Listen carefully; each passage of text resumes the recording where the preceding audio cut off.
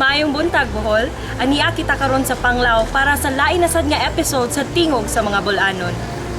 Ang atong topic karon nga Biyernes mahitungod sa social services sa atong probinsya sa Bohol. Partner beneficiaries. So dahil mga 600 plus mga taga-Panglao na they are earning less than 18,000 a year. Kauban nato karon si Kapitan Jose Albertario sa Danao aron maistorya nato siya sa iyahang mga hunahuna dinhi sa atong programang Tingog sa mga Bulanon. Unsa man imong masulti ang bagong programa sa panggobernador karon nga gitawag nga Tingog sa mga Bulanon? Siguro, so para kanong pananatabo siguro nga sagingan ni ganina nga iya yung gidong sa pinakaubos nga sistema. So instead of sa Kapitolyo iya minaog siya.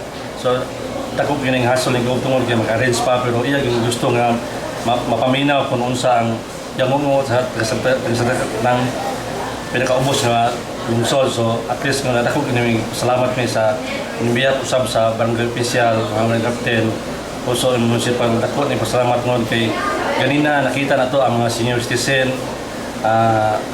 mga officer folks natubag kung sa mga problema nila tungod kay kasagaran sa una puro sa mga istorya.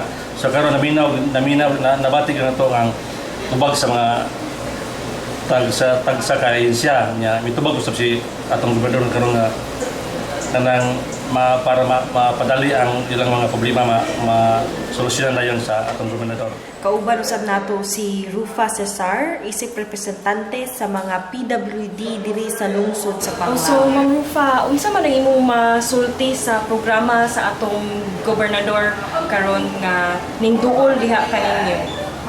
Mapasalamat jud mi kaayo ma'am kay daghan mi kaayo og mga concern nga manakaabot sa gobernador nga hopefully makuan ang among mga dahay nga sa among mga membro sa mga PWD na mahatagan og ginabuhian sa gusto paagi. Daghan kayong salamat, Ma'am. Ang programang Tingog sa mga Bulanon pagahimuon kada semana aron maduol ang probinsyal na kagamhanan pinaagi sa atong gobernador sa mga katawhan.